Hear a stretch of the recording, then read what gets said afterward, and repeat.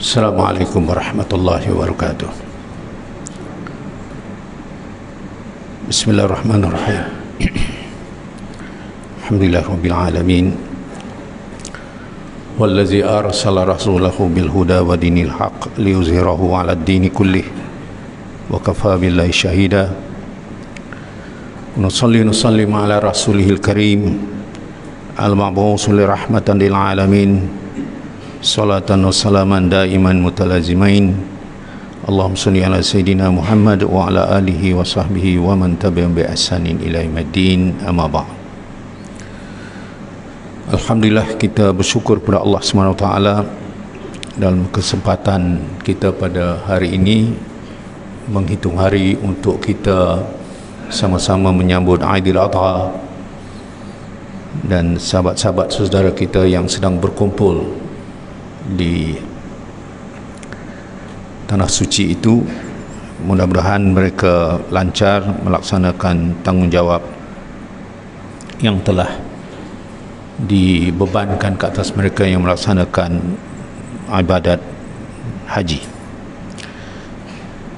Pada malam ini, seperti yang telah dijadualkan, saya akan berbicara tentang sekali lagi ehwal muslimin di seluruh dunia, dan saya kira maklumat-maklumat tambahan akan saya nyatakan kerana perkembangan di dunia ini sangat pantas, dan peristiwa-peristiwa yang berlaku saban hari dapat kita ikuti untuk kita mengambil tahu, mengambil berat, terutama apa yang berlaku kepada kaum muslimin dan apa yang berlaku kepada umat Islam khususnya. Jadi pada kali ini saya akan bermula dengan menyatakan bahawa Rasulullah SAW telah pernah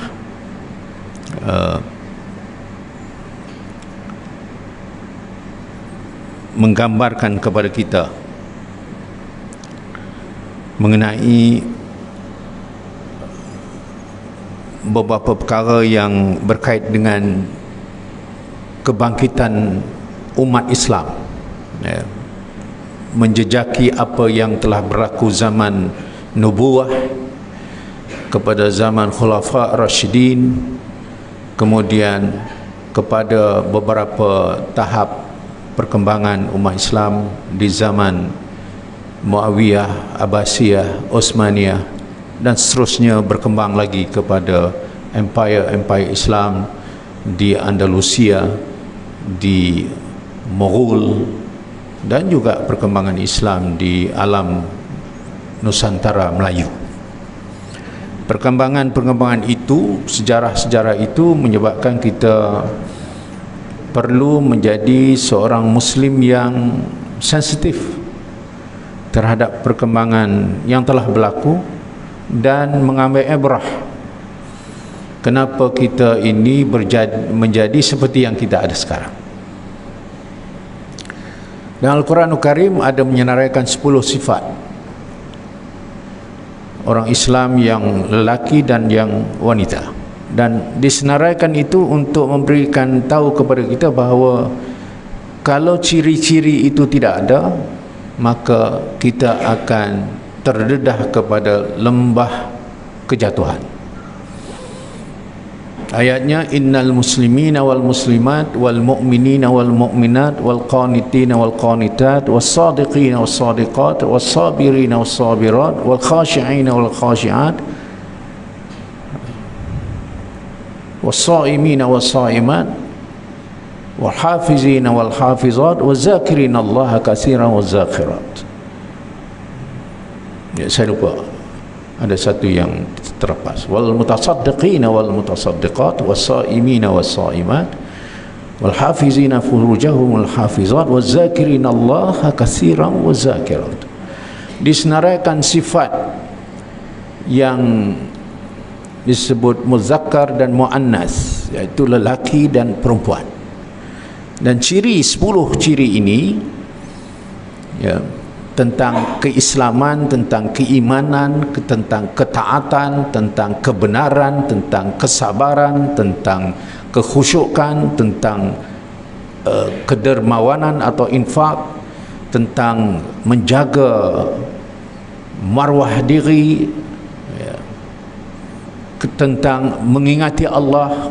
Itu disenarai dalam ayat itu, menyebabkan saya mengatakan bahawa inilah antara ayat yang memandu kita kalau kamu nak kembali sebagai ummah yang mempunyai kekuatan dan kemuliaan, maka kamu kena bina semula sifat-sifat ini.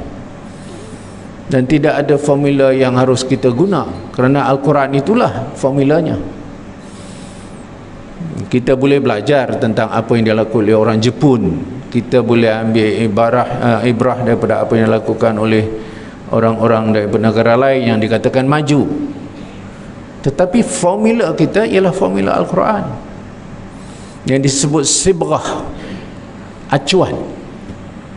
Dalam wawasan 2020 dinyatakan tentang kita ada acuan kita sendiri. Malangnya acuan itu tidak merujuk kepada acuan Al-Quran. Maka dengan itulah yang saya nak mukadimahkan sebagai titik tolak qadiyatul ummah, kerosakan atau problem ummah. Sebelum kita bercakap tentang masalah ummah di dunia sekarang, kita bercakap tentang apa yang sedang dihadapi oleh manusia sekarang di atas bumi ini, yang diberikan oleh Allah.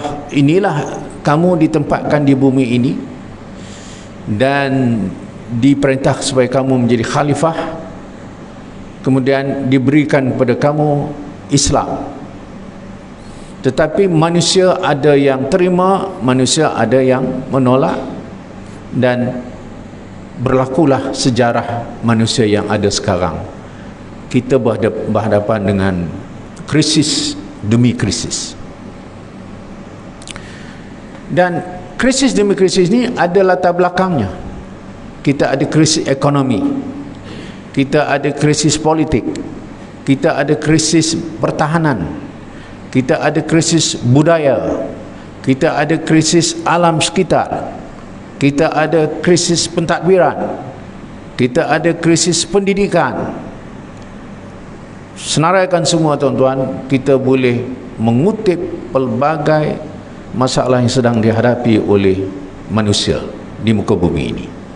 Dan semakin parah, masalahnya semakin parah. Kalau kita ambil nak cari macam mana menyelesaikan satu persatu, takkan boleh, sebab dia sudah rosak satu badan. Dan setiap masalah itu berkait. Masalah pendidikan berkait dengan ekonomi, berkait dengan politik, berkait dengan sosial, berkait dengan pengurusan, berkait dengan kepimpinan. Dia berkait. Sebab itu dunia sekarang ni sedang meraba-raba nak cari macam mana nak selesai. Mereka menggunakan forum, menggunakan persidangan yang dibuat oleh PBB, kemudian di bawah PBB itu macam-macam agensi, ada yang panggil UNESCO, UNICEF, WHO, IMF, World Bank. Ini institusi besar, tapi ternyata semakin parah. Dan dapat diterjemahkan atau dapat dizahirkan masalah ini dengan angka-angka yang mengerikan. Kita akan ambil saja krisis alam sekitar, satu persatu tu puluhan isu yang tak dapat mereka cari penyelesaian, daripada pencemaran sampai kita telah memupuskan sumber-sumber yang Allah beri, kemudian kita telah eksploitasi sehingga merosakkan laut, darat, pantai, udara, air, sebut saja. Dan sekarang mereka merayu, minta semua kerajaan di dunia, 193 kerajaan ini, tolonglah macam mana kita nak kurangkan yang dipanggil gas emission, karbon yang terlalu banyak menyebabkan bumi sudah jadi panas sehingga merubah cuaca ataupun iklim. Semua itu dibahaskan tuan-tuan sampai tidak ada penyelesaian. Demikian mereka teroka melihat kepada masalah ekonomi. Dunia berhadapan dengan keadaan yang sangat parah sekarang ini. Antara apa yang dipanggil ekonomi Washington, ekonomi London, ekonomi Paris, ekonomi Beijing, ekonomi Tokyo, ekonomi negara yang kuat ini yang menggunakan macam-macam institusi Bank Dunia, institusi IMF menindas negara kecil sehingga di benua Afrika itu kebuluran, keadaan hidup yang parah setelah mereka jajah Afrika begitu banyak, dijajah oleh Itali, dijajah oleh British, dijajah oleh Germany, dijajah oleh banyak negara kuasa besar sehingga benua Afrika itu tak boleh diselamatkan lagi. Kemudian mereka menggunakan kekuatan ekonomi untuk merosakkan negara Arab yang sekarang ini, yang mereka tahu negara Arab itu kuat dengan minyak, mereka telah eksploitasi habis-habisan sehingga ekonomi dunia diheret untuk menjunam jatuh. Sekarang mereka bercakap tentang harga barang semakin meningkat, inflasi meningkat, pengangguran meningkat, kebuluran meningkat. Belum lagi kita lihat krisis politik yang sedang dicatur oleh kuasa yang kita pun tak nampak, tetapi kita tahu benda ni bukan berlaku kebetulan. Bagaimana satu negara boleh hancur oleh serangan, pencerobohan, ketenteraan. Syria hancur, Libya hancur, Afghanistan hancur, Yaman hancur, Somalia, Ethiopia, Sudan, Nigeria. Kita pergi ke sebelah kawasan kita ni, Myanmar, yang dipanggil percaturan politik yang diatur oleh tangan yang tak dapat dilihat, tapi mereka sedang menghancurkan dunia dengan ketenteraan mereka yang didalangi oleh tidak lain dan tidak bukan ialah Zionis.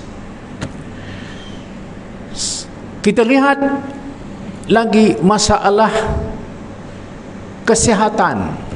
Apa dia krisis yang sedang kita hadapi sekarang ini? Tuan-tuan, Allah telah mencipta alam ini dengan sifatnya yang sangat unik, di mana setiap kejadian itu ada ciri-cirinya yang diimbangkan.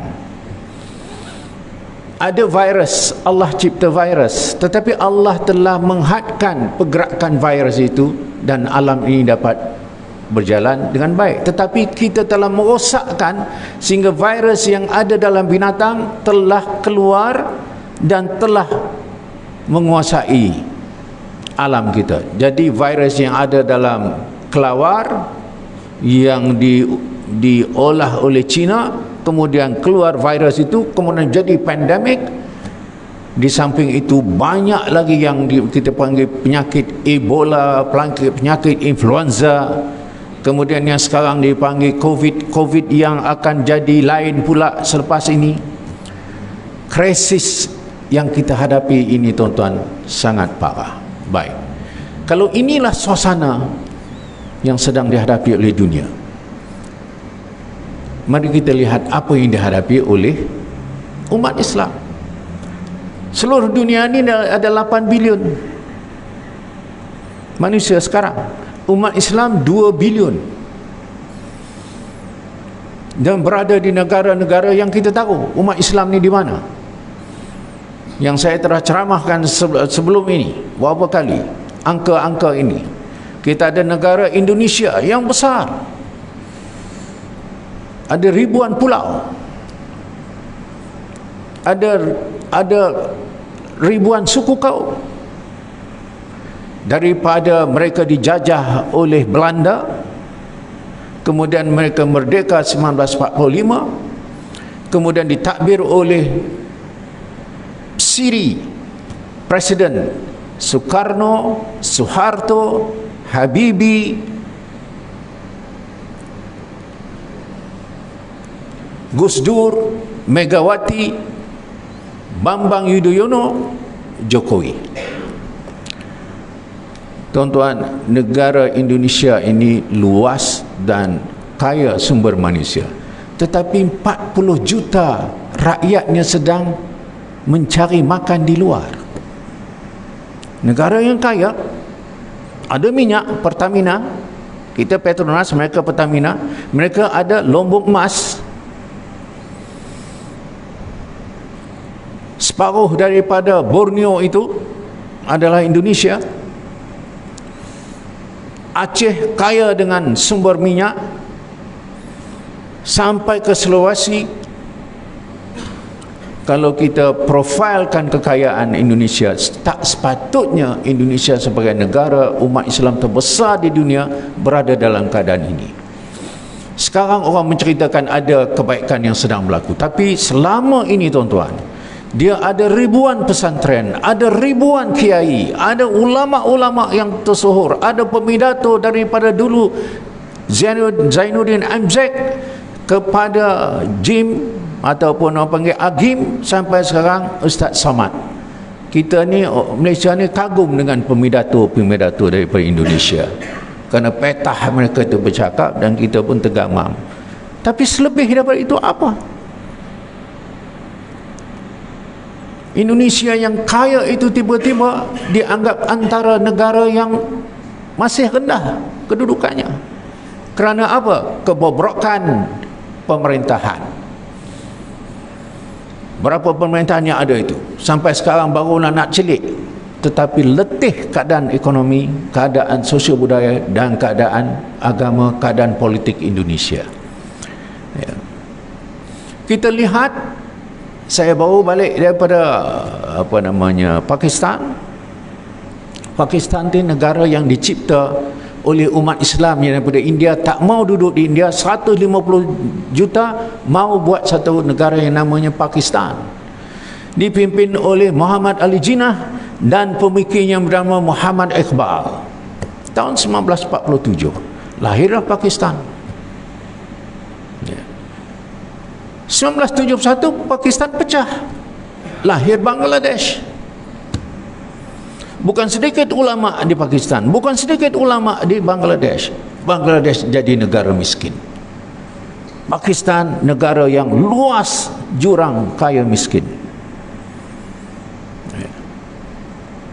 Pemerintahan tentera sampailah pemerintahan yang ada sekarang, dan sebelum itu yang saya dapat bertemu dengan Imran Khan, kemudian sekarang dijatuhkan jadi Syabal Sharif, yang abangnya itu rasuahnya luar biasa, lari ke London, hangkut duit Pakistan sampai ke sana. Pakistan terpaksa meminjam duit daripada IMF, terpaksa membuat deal dengan China, kemudian diugut oleh Saudi. Pakistan dalam keadaan lemah, 220 juta umat Islam. Kita tengok umat Islam yang berkecamuk 3-4 negara ini hasil daripada perang dan pencerobohan tentera luar, daripada Iraq sampai Syria, sampai ke Libya, sampai ke Yaman. Tuan-tuan, kalau kita semak negara-negara Islam ini, yang semua ini ada minyak, tetapi Saddam Hussein, Hosni Mubarak Mesir, Muammar Gaddafi, sampai Saleh di Yaman, Zainal Abidin di Tunisia, sejak daripada 2001 sampai 2011, tuan-tuan, hancur habis negara ni. Minyak banyak. Somalia, kalau kita pergi ke Mogadishu, barangkali tuan-tuan tak sempat, sikit sangat orang kita yang dapat pergi. Bila saya pergi, saya kata ni negara ini, bila saya semak 2-3 bahan sumber bumi, saya kata Somalia tak sepatut jadi negara seperti yang berlaku sekarang. Somalia ini antara negara kebuluran yang tertinggi di dunia. Kebuluran, tuan-tuan, bukan kelaparan. Kelaparan tak cukup makanan, kebuluran tak ada makanan. Somalia. Sudan, negara yang sangat kaya dengan minyak, Petronas kita pergi melabur di sana, sekarang diambil alih oleh tentera. Sudan hancur, pecah. Sudan Selatan, orang Kristian tuntut supaya wujud satu, namanya Sudan Selatan, South Sudan, the youngest country in the world sekarang ini. Negara yang paling muda di dunia sekarang ialah Sudan Selatan. Orang Kristian nak ada satu negara tersendiri, dibantu United Nations, tekan Sudan. Kemudian Sudan tidak dibenarkan untuk stabil. Sekarang Sudan sudah dalam keadaan yang parah. Mesir, negara yang berhutang dengan US cukup banyak. Ya, US boleh tekan Mesir dan Kairah akan jatuh. Padahal kita ada tamadun yang melahirkan Universiti Azhar. Anak-anak kita pergi ke Universiti Azhar itu kira megah lah kita pun. Tapi ternyata Mesir bukan satu negara yang dapat kita lihat sebagai kekuatan. Keadaan Jordan ini sepatutnya mengawal Masjid Al-Aqsa, tetapi sekarang kerana rajanya, Raja Abdullah, yang membuat perjanjian dengan Mesir pada tahun 1954, sekarang mereka angkat tangan, kami tak boleh lagi jaga Masjid Al-Aqsa. Jadi bila Masjid Al-Aqsa itu diserang satu demi satu peristiwa, ada satu peristiwa tahun 2018, mereka tidak benarkan azan dikumandangkan Masjid Al-Aqsa selama 3 hari, dan Jordan tak boleh nak buat apa-apa. Masjid Al-Aqsa yang menjadi masjid yang kita nak perjuangkan sekarang semakin parah. Berlakunya perubahan kepimpinan daripada Benjamin Netanyahu kepada Perdana Menteri yang baru ini, yang ada Naftali Bennett, dia lebih ganas lagi untuk mengambil lebih banyak tanah-tanah Palestin, dan mereka nak tamatkan setiap inci tanah Palestin daripada Gaza sampailah kepada Baitul Maqdis akan diambil semuanya. Dan kita tahu peristiwa itu, kita baca setiap hari, kejap dibunuh, pemuda dibunuh, kanak-kanak ditembak tiap hari. Jordan tak boleh bantu. Saudi, tuan-tuan, tak dapat nak memberikan bantuan. Malah bila Egypt telah menjatuhkan Hosni Mubarak ganti dengan Muhammad Morsi, Saudi bagi duit kepada Mesir, rakyat, supaya jatuhkan Morsi. Naik Fatah Al-Sisi, sekarang keadaan tidak pulih. Dan orang-orang Saudi payah nak pergi Palestin. Semua perkara ini, tuan-tuan, yang saya sebut ni secara sepintas-sepintas begitulah, ya, untuk tuan-tuan faham bahawa keadaan kita ni sangat berat. Jadi bila tuan-tuan bila dengar benda begini, dunia dah jadi parah, umat Islam lebih teruk. Jadi kita punya persoalan sekarang ni, kita nak buat apa? Selalu saya ceramah-ceramah dengan di surau masjid, di jabatan, bila saya dah beri maklumat ni, dah semua dapat maklumat ni, sekarang kita nak buat apa? Di kawasan ASEAN ada 10 negara. 5 negara Buddhis, 2 negara Kristian, 3 negara Islam. 5 negara Buddhis: Myanmar, Thailand, Cambodia, Vietnam, Laos. 3 negara yang kita kata Kristen: Philippines, Singapura. 3 negara Muslim: Brunei, Malaysia, Indonesia. Berapa jumlah orang-orang yang ada di ASEAN ni? Ada 600 juta. Berapa Muslim yang ada di kawasan kita ni? Ada lebih kurang 350 juta. Maknanya lebih, orang Islam lebih, majoriti di ASEAN ini. Tetapi kenapa kita tidak dapat menyelesaikan masalah-masalah yang ada di kawasan ini? Kita ada masalah Mindanao sampai hari ini. Kita ada masalah Thailand Selatan. Kita ada masalah Myanmar. Semua menindas umat Islam. Ambil saja Mindanao, daripada perjuangan MNLF, Moro National Liberation Front, yang dipimpin oleh Nur Mishwari, sejak daripada Marcos sampai sekarang, umat Islam di Mindanao bagaikan meminta ihsan daripada Manila.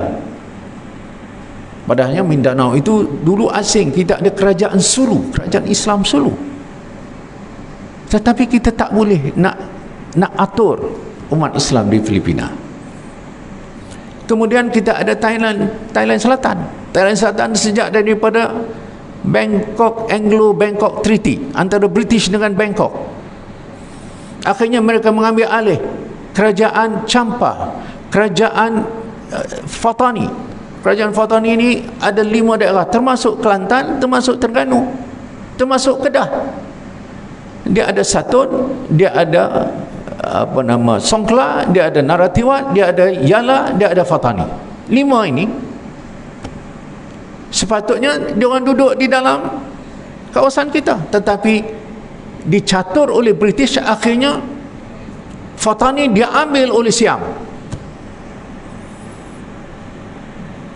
Kita tak dapat selesai. Sekarang ni Fatani masih lagi di kalangan pejuang Pulo, barisan revolusi, kemudian di kalangan jihad Fatani, sampai hari ini tuan-tuan tak selesai.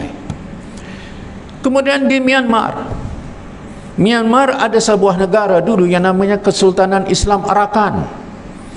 Tapi bila British dia menjajah, dia jajah Arakan sekaligus dengan Burma. Bila tahun 1947 British memerdekakan Burma, British telah menolak Arakan masuk dalam Burma. Akhirnya Arakan hilang.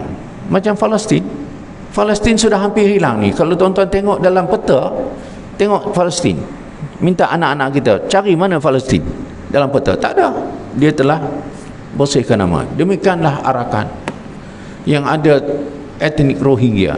Dulu ada lebih kurang 14 juta, sekarang hanya tinggal 800,000.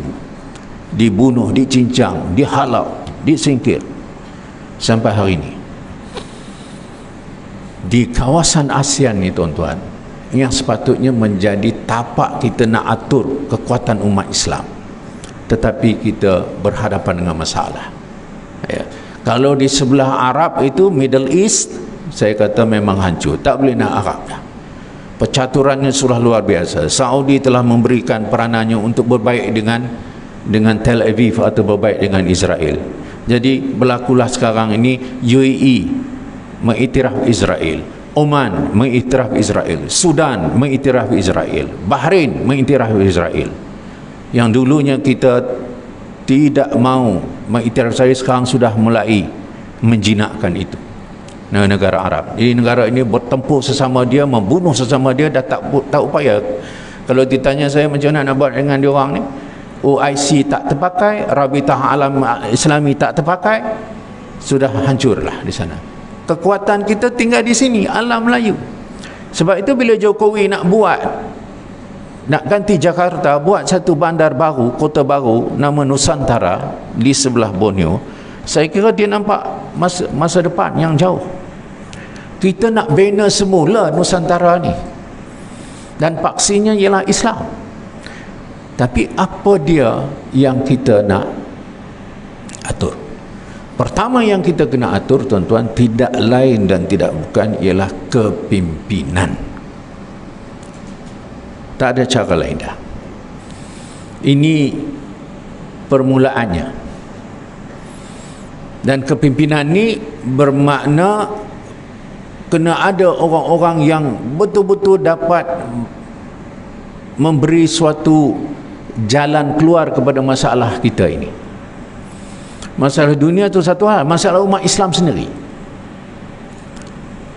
Jadi bila saya nak sebut kepada kepimpinan ni tuan-tuan, macam mana kita nak buat, ya, sebab kita ni berpecah. Ini yang saya tak payah hurai lah. Kalau hurai ni jadi panjang cerita, macam mana kepimpinan kita ni tidak kuat, kita senang dibeli, ya. Orang-orang yang mempunyai jawatan-jawatan tinggi itu kadang-kadang telah melakukan macam-macam, menyebabkan kita rasa sangat kecewa, ya. Umat Islam yang sepatutnya mempunyai kepimpinan yang kuat, berpandukan Al-Quran, mempunyai asas yang kuat, mempunyai pedoman daripada As-Sunnah, rupanya tak menjadi, ya. Saya berikan angka yang selalu saya sebut di mana-mana dalam ceramah, ya, iaitu angka 10, 111, ya. Kemudian 15, 11, ya. Kemudian 446, kemudian 57, kemudian 7. Jadi saya bagi angka ni, tuan-tuan catat nombor ni, tapi jangan pergi tikam. Orang kita ni seronok dengar ni, sedap ni nombor ni. Okey, 10 ialah kita pernah berada di bawah Kesultanan Islam Melayu yang hebat, ya. Dan Kesultanan Islam yang 10 itu telah memerintah selama 111 tahun.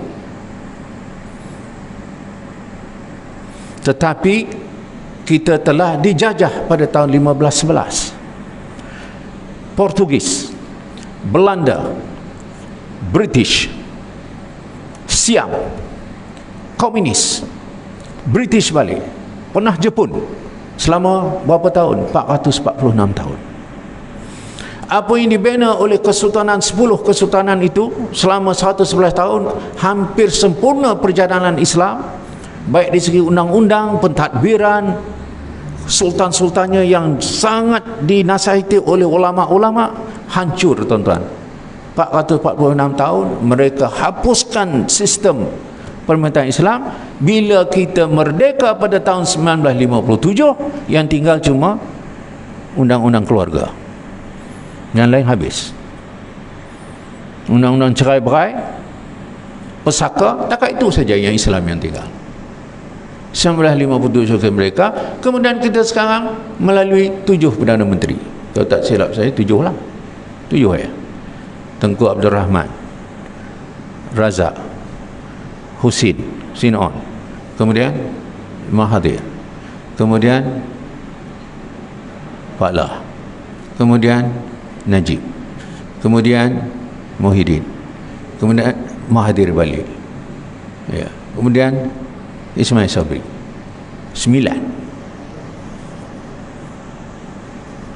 Adakah Islam yang telah kita asaskan pada tahun itu, yang telah dijajah oleh berapa bangsa yang jajah kita ni, kita dapat pulih balik, kembali balik kepada apa yang telah kita bina?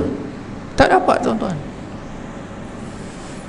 9 Perdana Menteri, sampai ke hari ini kita masih tercungap-cungap. Ada berapa agensi kerajaan daripada kerajaan kita yang agensi yang berkaitan dengan Islam, daripada Majlis Fatwa Kebangsaan sampai kepada pengurusan masjid. Bila dia tanya, kalau tuan-tuan tanya kepada dalam, kita dengar seminar, kita dengar forum, semua cerita pasal mengeluh, kita paling banyak terlibat dengan rasuah, kita paling banyak terlibat dengan rosak akhlak, kita yang terlibat dengan keruntuhan keluarga, kita yang terlibat banyak dengan buang anak, kita yang banyak terjadi macam-macam. Kalau nak disenaraikan, kita rasa macam mana orang Islam boleh jadi macam ini? Institusinya bukan sedikit. Daripada Majlis Agama Islam, Jabatan Agama Islam, Baitul Mal, Zakat, Universiti Islam, Sekolah Agama Rakyat, Sekolah Agama Kerajaan, 6,500 masjid, 17,000 surau. Pasal apa kita jadi macam ni? Ni kiri kanan saya tengok ni, yang tolak yang seorang ni muda pasal dia buat ni. Kalau dia tak buat ni, dia diam tak ada. Tua-tua yang ada depan saya ni semua berebut tiang. Dia panggil zaman orang ranum ni, lepas ranum luruh. Ni lah nak fikir tentang kuliah, nak dengar ustaz mengajilah, nak berbetul Fatihah, berbetul wuduk, berbetul ni. Umat parah. Tuan-tuan, zaman kita ni kita rasa selesa lah kita datang sini, kita jadi ahli. Orang panggil orang 10 lah. Orang Kedah panggil orang 10. Mana yang 10 yang taat datang semayang tiap-tiap waktu, tak pernah lepas ni panggil orang 10. Tapi bila kita tak ada, tuan-tuan, ni lapis kita ni lah, tak ada ni, tuan-tuan ingat ni anak-anak kita ni, anak kepada anak kita, anak kepada anak kepada anak kita, tuan-tuan ingat selamat ke dia orang ni? Bila agama kita dihina, Rasulullah dicerca, dan sekarang masih berterusan di India, ahli politik pemerintah parti BJP yang memerintah India sekarang di bawah kepimpinan Narendra Modi sejak 2014 telah menyerang umat Islam, menyerang masjid, dan sekarang mereka menyerang kesucian agama kita. Di sebelah utara India banyak masjid tak boleh melafazkan azan sekarang, tak dibenarkan solat Jumaat. Di sebelah Kolkata, bukan Kolkata ya, belah selatan, yang sebelah selatan barat itu tak boleh pakai hijab. Anak-anak Islam tak boleh ambil periksa, hampir ribuan, kerana mereka pakai hijab. Tak dibenarkan ambil periksa sekolah. Guru-guru Muslim tak dibenarkan pakai hijab. Dengan fakta-fakta itu, kemudian mereka menghina Rasulullah, mengatakan Rasulullah itu adalah manusia yang kuat seks, menikah dengan Aisyah yang sangat muda, diherdik sebegitu rupa. Tuan-tuan, apa yang kita lakukan di Malaysia? Ismail Sabri buat kenyataan, kata ini satu yang tak boleh kita terima. Okey, kenyataan, fair enough. Kita yang di masjid-masjid tak ada apa.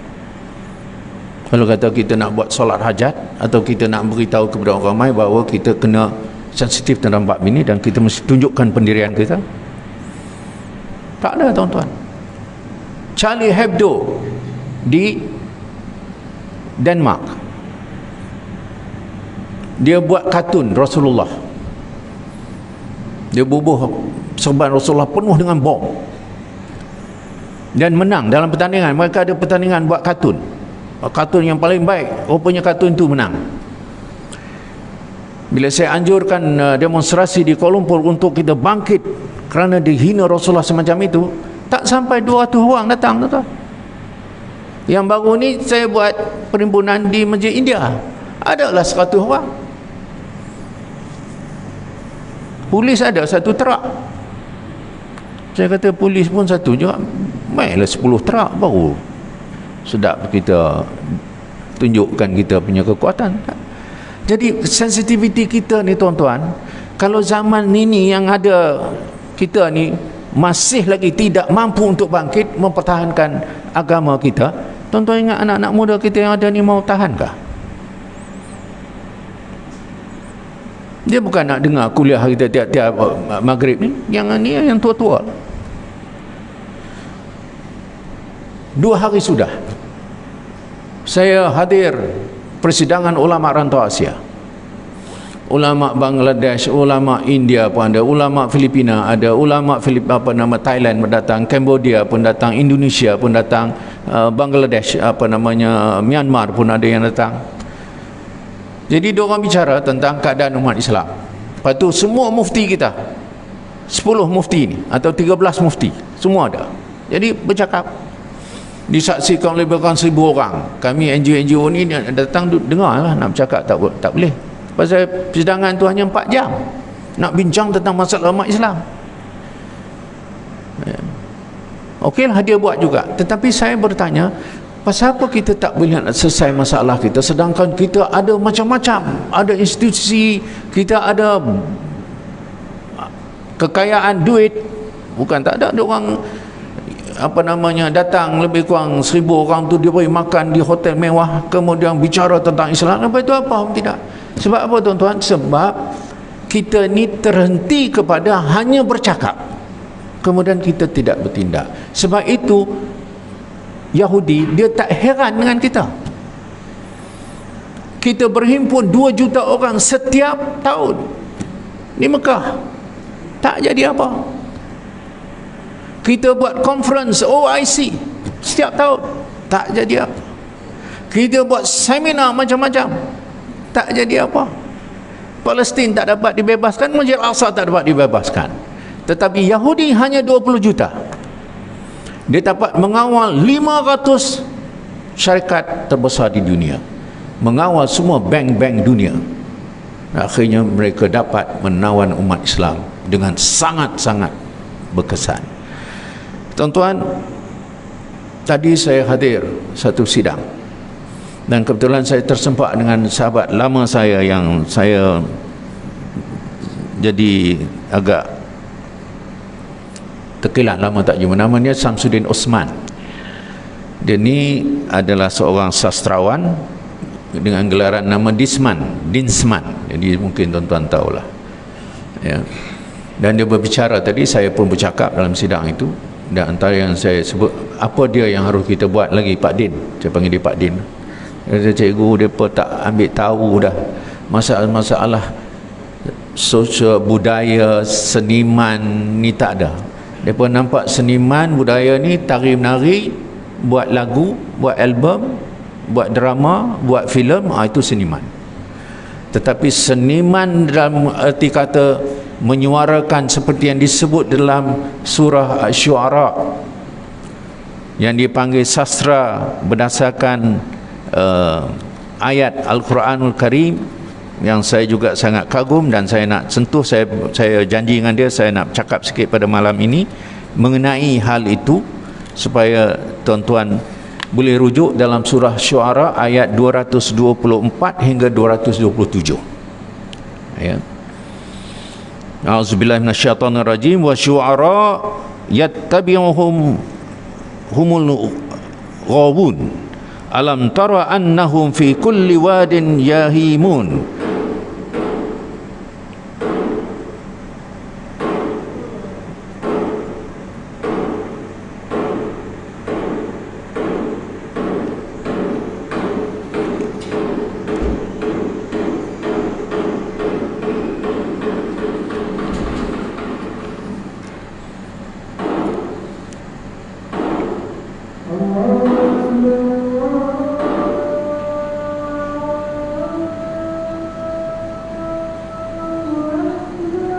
Allah.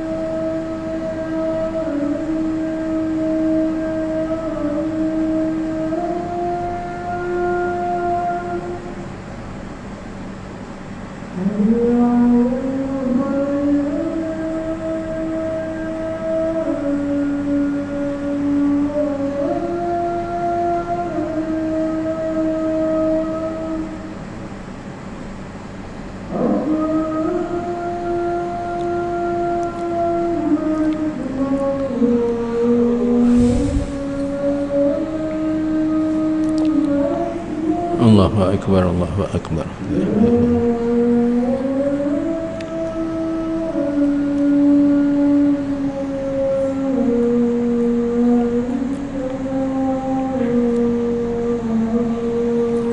La ilaha illallah, sallallahu alaihi wasallam. Baik, tuan-tuan izinkan ambil buat sikit lagi, tak dalam 2-3 minit gitu. Dalam surah Syu'ara ada ayat yang terakhir, ayat 242 sampai 247, itu yang 3 ayat terakhir. A'udzubillahi minasyaitonir rajim. Wa syu'ara ayattabi'uhumul ghabun alam tara annahum fi kulli wadin yahimun wa annahum yaqulu nama la yaf'alun illa allazina amanu wa 'amilus solihati wa zakarullaha katsiran wa intasaru min ba'di ma zulimun wa saya'lamul ladzina zalamu ayya munqalibin yang qalibun. Ayat ini tuan-tuan bercakap tentang penyair yang sesat, penyair syuara. Orang syuara ni orang penyair lah, sastra pada zaman itu. Dia kata golongan ini adalah golongan yang penyair-penyair itu diikuti oleh orang-orang yang ghawun. Ghawun itu orang yang sesat. Jadi maknanya sastrawan zaman dulu main peranan untuk menyesatkan orang. Jadi maknanya dalam pembinaan masyarakat, dalam memperjuangkan agama, banyak pihak kena berperanan. Antara yang mesti kita berikan peranan ialah sastrawan, seniman, budayawan. Sekarang kita sangat-sangat gairah dengan mat kilau. Dalam tempoh 1 minggu 24 juta tak pernah rekod dalam filem-filem Melayu ni, ya. Saya pun tak tengok lagi, saya pun ialah tak dan ke saya nak duduk 2 jam tengok wayang ni, satu cerita juga. Tapi maksudnya okeylah orang kita ni, dan katanya adalah semangat. Tapi kalau kita tengok sejarah yang di apa namanya lakar ditulis, banyaklah perbezaan dengan filem ni. Tak apalah kita nak komen tentang filem ni, tak apa. Tapi pokoknya adanya unsur supaya kita mengguna bahan-bahan budaya, bahan-bahan sastra, seniman untuk merubah pemikiran masyarakat. Masalahnya kita punya sastrawan, penulis, seniman yang menyanyi lagu, yang buat drama, yang buat pementasan, tidak betul-betul terlibat dengan masalah masyarakat. Jadi seniman kita ni terputus daripada masyarakat. Sedangkan dalam Al-Quran ni teorinya yang disebut bukan saja teori, tapi masa itu penyair-penyair sedang melakukan penentangan terhadap Rasulullah SAW. Sebab mereka tahu peranan seniman-seniman ini.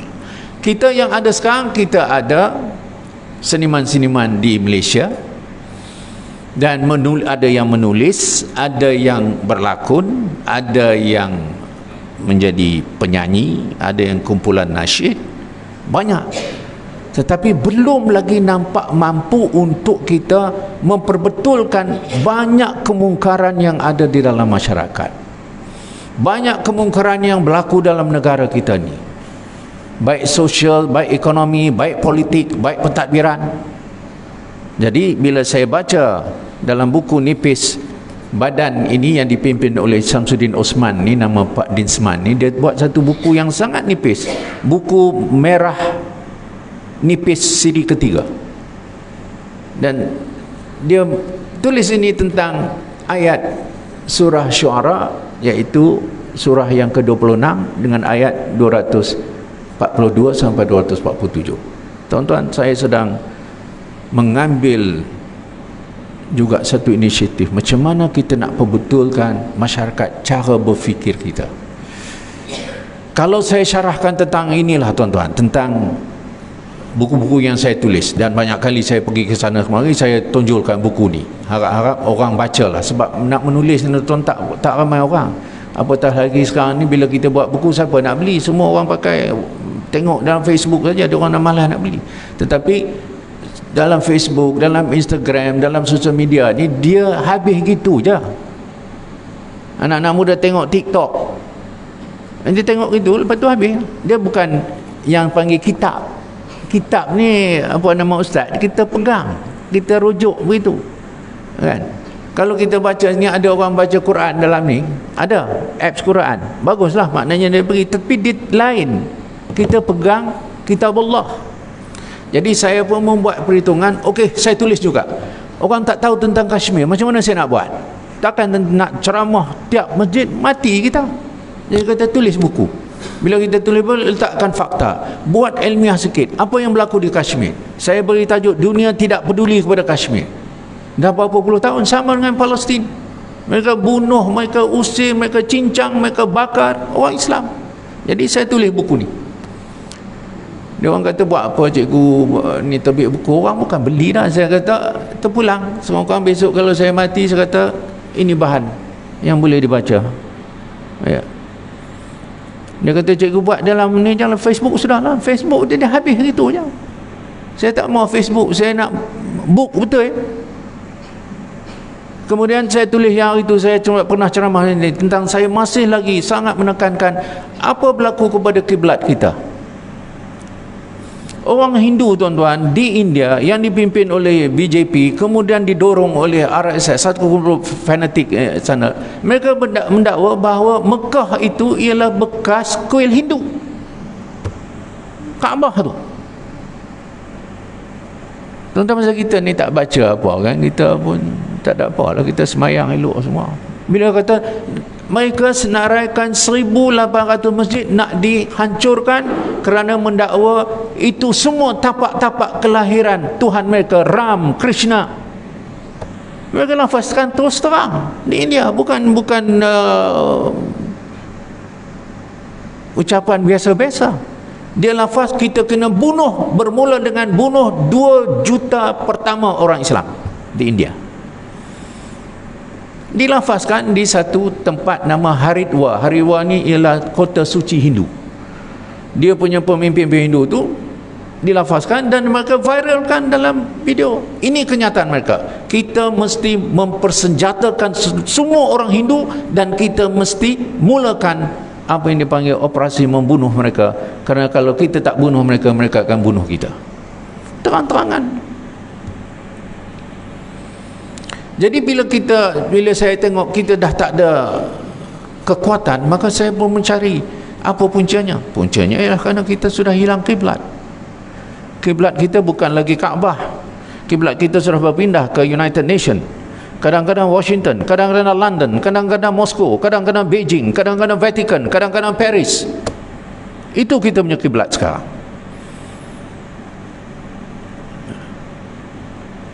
Ilmu anak-anak kita, kalau mengaji di Cambridge, mengaji ke Oxford, kita rasa megah. Kalau kita mengaji di Ummul Qura, nak kata Ummul Qura tu apa dia? Kita sudah hilang marwah, hilang dignity. Jadi bila saya tulis buku ini dan saya kempen lagi supaya orang baca, supaya tahu bahawa kiblat bukan hanya arah solat, kiblat ialah kesatuan, kiblat ialah kepimpinan, kiblat ialah kedaulatan, kiblat ialah sumber rujukan. Kita hilang semua itu tuan-tuan. Perpaduan out, kepimpinan out, kedaulatan out. Rujukan ekonomi di mana? World Bank. Rujukan kesihatan mana? World Health Organization.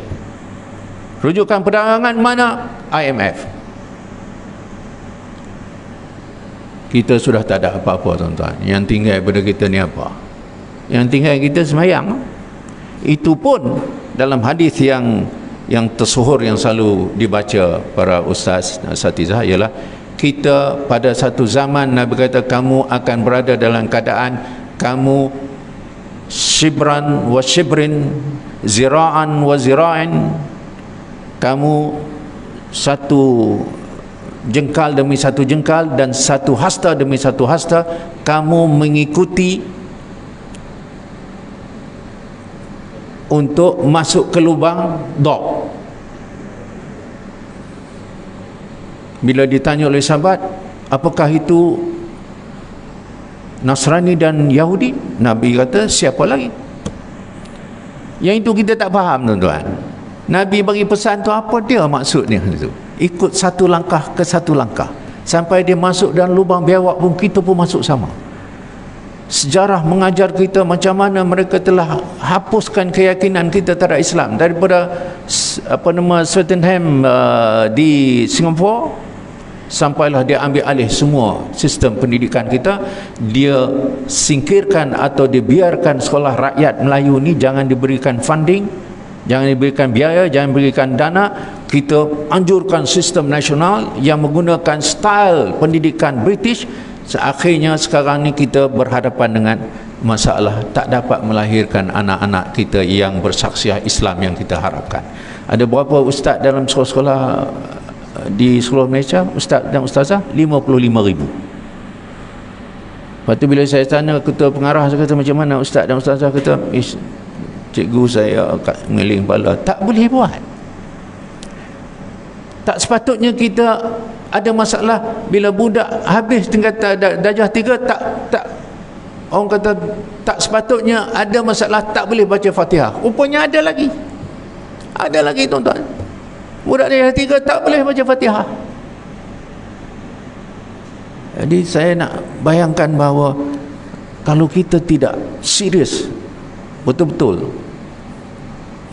kita akan masalah. Sebab itu bila saya tulis buku tentang Israel sedang menguasai alam Nusantara Melayu ni, saya dengan serius bila saya tulis buku ni, saya sebut di sini beberapa perkara yang patutnya diberikan perhatian.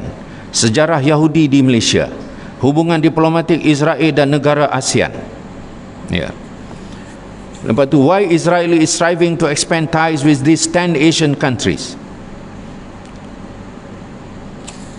Lepas tu saya tulis lagi sini tentang ceroboh ruang udara. Apa agenda Israel, Amerika dan China di Asia Tenggara.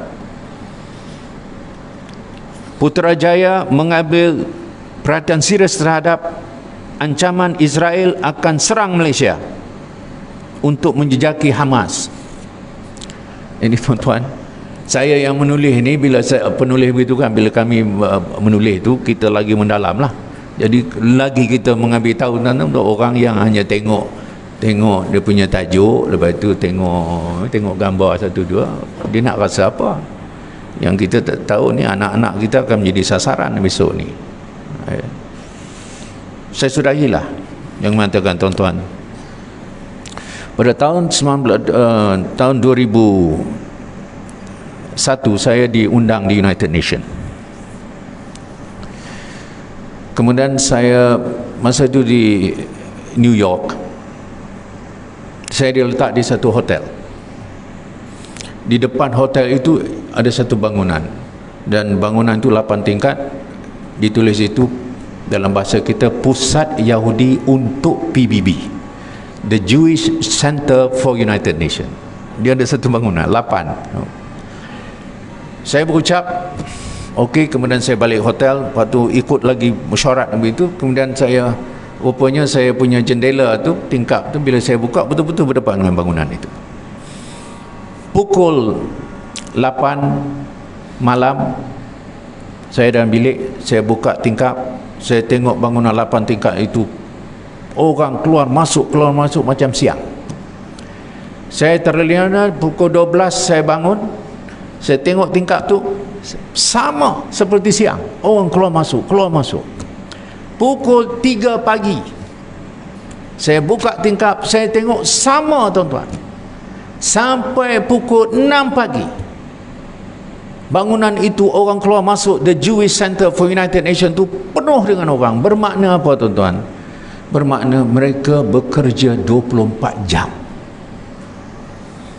Tak ada rehat. Dia menguasai PBB itu. Semua agensi di bawah PBB itu mereka kuasai. Dia boleh letak orang Yahudi setiap satu.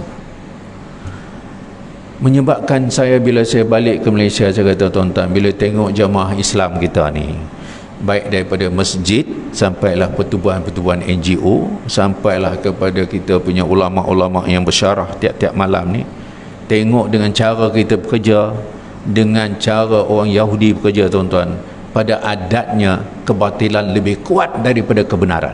Oleh kerana itu jangan tuan-tuan rasa resah. Pasal apa jadi? Pasal kita tak buat kerja macam dia. Di Paraguay, saya pergi ke Paraguay. Ustaz tahu Paraguay kat mana, tahu kan? Belah macam ni kata dekat Sungai Buloh pula. Dia orang jemput saya di satu gereja yang tertua di Latin America. Saya kata, ada apa sih? Mai, saya nak tunjuk tuan, ada satu bilik. Saya pun masuk dalam tu, ada apa? Penuh dengan komputer. Saya kata, ni apa? Ini semua komputer ni adalah untuk memantau semua sekolah missionary di seluruh dunia. So sekolah Kristen di seluruh dunia kami monitor di sini. Saya berkata, ada yang Malaysia? Dia kata ada. Dia tarik saya, okey, duduk depan. Komputer ini semua untuk Malaysia saja. Saya kata, ada apa kat situ? Semua sekolah missionary di Malaysia ada dalam ni. Saya kata, ada apa? Ada maklumat. Okey, saya pun kata, you buka King Edward. Sekolah King Edward di mana? Di Taiping.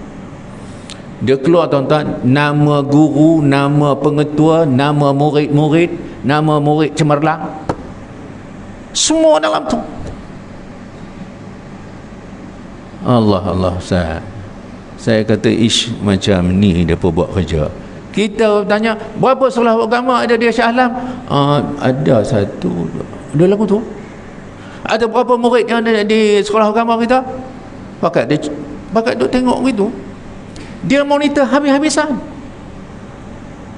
Daripada Perlis, sekolah-sekolah kolonial dulu sampai ke Tawau, semua ada kat situ. Bukan takat nama sekolah, nama pengetua, nama budak cemerlang. Tak, kalau kita tengok memang balik-balik ke Malaysia, kita rasa, ya Allah Rabbi, kita ni nak mesyuarat masjid pun pukul 9, dia main pukul 9.30. Lepas tu bila habis 9.30 ni, dia balik awal pula. Dah lah dia main lewat, balik awal pula. Kita tanya pasal apa tuan balik awal pula? Dia kata supaya jangan lambat 2 kali. Dan ni bini kata bodoh. Pi lambat, balik lambat. Dia kata 2 kali lambat tu bodoh. Jadi dia kata saya kena balik awal. Mesyuarat kita pun tak kita boleh kendalikan. Apatah lagi bila saya tanya ni, bila kita tengok di tentera udara, saya cakap hari itu masa Mat Sabu jadi menteri, saya kata macam mana? Allah cikgu, risau juga saya ni. Udah semua senjata tak ada, benda yang kita buat sendiri semua kita beli. Lepas tu tengok pula keadaan askar kita pun kita naik takut tengok macam mana mereka ni. Budak-budak sekarang ni bukan macam dulu, terlibat macam-macam. Jadi tuan-tuan, saya rumuskan dengan perkara yang saya nak bagi ini, termasuk yang dulu pernah saya lancar untuk kita nak berwakaf untuk Masjid Al-Aqsa, yang saya masih lagi menerbitkan sijil ini, siapa yang nak berwakaf untuk Masjid Al-Aqsa, supaya kita dapat menjawab kepada Allah besok apa yang saya boleh sumbang kepada Masjid Al-Aqsa yang sedang diancam ini. Dan projek ini masih berterusan. Kita nak cari lagi 500 lot untuk orang wakaf. Jadi tuan-tuan sila saya tinggalkan contoh sijil ini kepada Tuan Imam, supaya siapa yang nak beli wakaf itu dapat kita teruskan. Jadi ini projek yang masih kita laksanakan, dan buku-buku yang saya cadangkan tadi untuk pemerhatian tuan-tuan. Baik, diakhirinya lah, apabila saya baca tadi ayat yang 10 sifat yang kita patut bina untuk benakan balik kekuatan umat Islam, ini memerlukan suatu kesungguhan bermula di masjid. Dan saya sedang menulis kepada Majlis Agama Islam di seluruh Malaysia. Kita melihat bagaimana kita memperkasa masjid, supaya masjid ini tidak hanya untuk solat berjemaah dan pengajian-pengajian. Masjid mulai mempengaruhi masyarakat, memperbaiki apa yang sedang dihadapi oleh masyarakat yang sedang diruntun dan sedang berhadapan dengan pelbagai masalah. Inilah yang saya nak sampaikan tentang cabaran global dan peranan umat Islam. Dan tuan-tuan dan puan-puan semua, jangan mengecualikan diri. Paling sedikit pun kita menyumbang, kalau tidak kita berdoa, kalau tidak kita lakulah peranan apa yang boleh kita buat. Seperti burung yang nak memadamkan api yang membakar Nabi Ibrahim, dan ditanya oleh burung-burung, kenapa kamu buat kerja ni, hanya setitik, bukan nak jadi apa. Dia jawab, burung tu menjawab bahawa aku nak menjawab kepada Allah nanti. Itu saja yang kita kena ada dalam niat kita ni. Buku-buku ni ada di belakang, barangkali tuan-tuan boleh dapatkan kemudian. Sekian, wabillahi taufiq wa hidayah. Assalamualaikum warahmatullahi wabarakatuh.